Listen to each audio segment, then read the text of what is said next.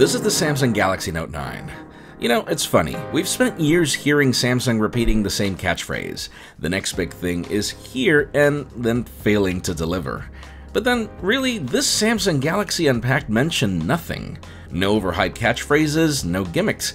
Heck, we even saw products announced that we weren't really expecting, and yet this is the first time that I actually feel that the next big thing is here. I'm Jaime Rivera with Pocketnow, and this is our review of the Samsung Galaxy Note 9.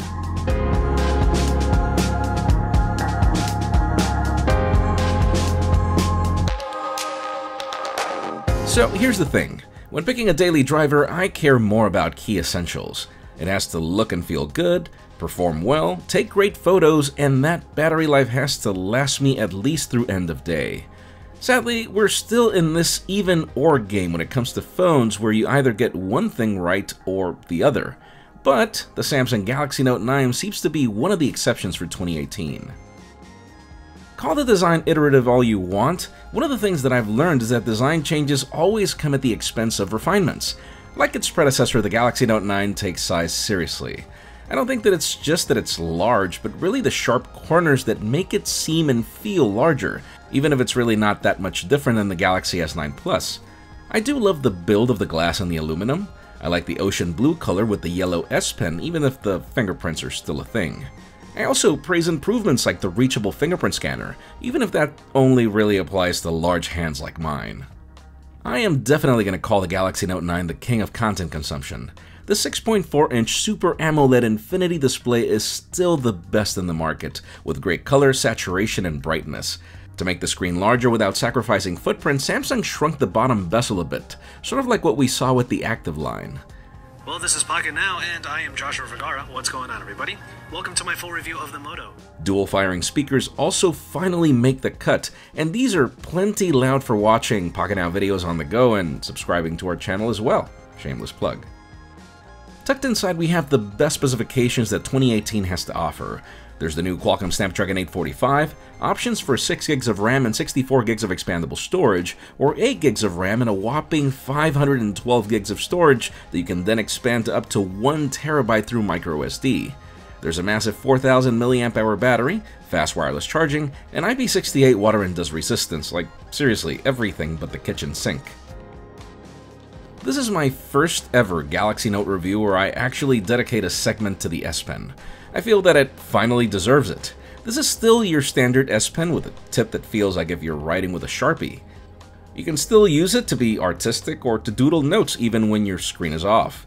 And yes, it can be your surrogate mouse every now and then, but not all applications support features like scrolling. What's changed is the new Bluetooth LE functionality and the fact that even if it requires you to charge it, you won't really have to worry about that thanks to the built-in supercapacitor that charges it internally in just minutes. This allows you to use it as a remote for photos, music playback, video, you name it. And what's amazing, it looks no different than any of its predecessors. I use it a lot for things like OneNote for work, but your mileage will vary as to how much you use the S Pen. Another thing that I'd wish that I see this phone is running Android Pie out of the box. We're currently still on Android 8.1 Oreo with Samsung's Experience UI, and, well, it looks and feels no different than the Galaxy Note 8. And that's something that actually worries me, as Samsung is notorious for taking its time with software updates. Now, not everything is bad. I do praise Samsung's good taste in aesthetics. I like the fact that you can glide through menus very quickly, and probably one of my favorite features continues to be the Edge menus, which I use constantly to check on my calendar or call on an application or pairs, which I depend on pretty much every day. Samsung has spent the last couple of years being ahead of the curve when it comes to features when compared to stock Android and things like multi-window, for example, so I do understand that this UI to a certain degree serves a purpose. I've been using the Samsung Galaxy Note 9 for 2 weeks in New York City as my daily driver. I'll tell you this much, I did a separate video that I recommend you watch on how much this phone demolishes its competition in data speeds. We've compared it to devices like the iPhone X, and it significantly outperforms them on the T-Mobile network. I can't really say the call quality is superior though, but it's good. Performance playing games is great. Features like Game Launcher help, and it seems that the whole water carbon cooling system works, because I haven't really felt this phone heat up or slowed down in any way. And as for the most important essential for this to be a notepad replacement, I am glad to report that battery life is finally a non-issue. The last time that I praised the Galaxy Note for its battery was the Note 3, and this phone delivers just as well. I've managed to end every single day on a charge, and I've been really taxing this phone as my only device, even if I usually carry two. Still, there are things about the experience that I find a bit annoying. I've noticed Bixby is not as reliable as it used to be, and I hate that you can't disable the button like you could on the Note 8, so I end up launching it by accident 3 out of 5 times I pull it out of my pocket. Bixby Home also slows down the UI ever so often when you launch it from the home screen. And I've also noticed bugs like the phone having issues switching between the speaker and Bluetooth in certain apps, which could be a third-party application issue, and in addition also some minor stalls in the camera, but it usually only happens in third-party apps like Instagram, which I assume are other things that have to be ironed out. Now, the camera story is interesting because you'd think that this is a Galaxy S9 Plus with an S Pen, but it's not. It seems that Samsung has made some changes into its post-processing because this phone has given me some of the most beautiful photos that I've taken lately. The variable aperture helps it adapt to situations, you get great color, but I noticed that saturation has been toned down to now be more pleasing to the eye. More natural, I'd say. I took all these photos with the company's scene detection on, and I guess they were right. I'm not going to say that it's always accurate in detecting what it sees, but I will praise the results. The photos are gorgeous. The same goes for low light performance, where the camera does a better job at not blowing the highlights, though I will tell you that the issues with moving subjects that we saw with the Galaxy S9 are still here. I also love things like portrait mode, not just because of its accuracy, but because live focus allows you to tone it up, tone it down, or turn it off after the fact.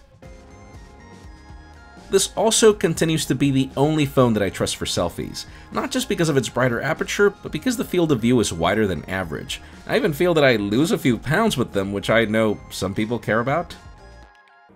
And then Samsung Galaxy phones have also gained my respect in video recording. We've got great stabilization while walking, 4K video at 60 frames per second, super slow-mo at 960 frames per second at 720p, with a little more recording time available. Now, I have noticed an interesting change in the crop when it comes to selfie video. The crop is not as tight as it was with the Galaxy S9 Plus, but I don't notice the stabilization that I had with the S9 Plus, so I don't really know if I like this or not yet. To conclude, let's address the most important elephant in the room when it comes to the Galaxy Note 9. This phone costs $1,000. I have a hard time justifying that price for any phone, but there are some very important things to consider. First, the Galaxy Note 8 wasn't really that much cheaper when it launched. Second, if we were to compare it to another $1,000 phone, well, the Note 9 has a better screen, 3 times more RAM, double the storage that's also expandable, more battery life, and a better set of cameras. And if you watch the speed test video that I recommended, it's also miles better, and I mean miles better when it comes to data speeds.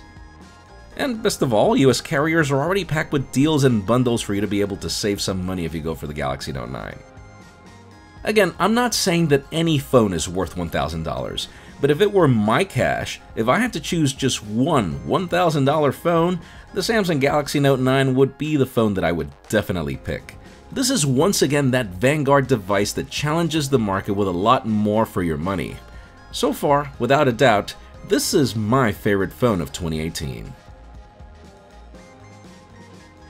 Folks, just like this, we've got more reviews in the pipeline, so make sure you follow us on social media and subscribe to our channel for more videos like this one. You can follow me on Twitter, Jaime_Rivera, on Instagram at Jaime Rivera. Please give this video a thumbs up if you like what you saw. I'm Jaime Rivera. Thanks so much for watching. We'll see you on the next one.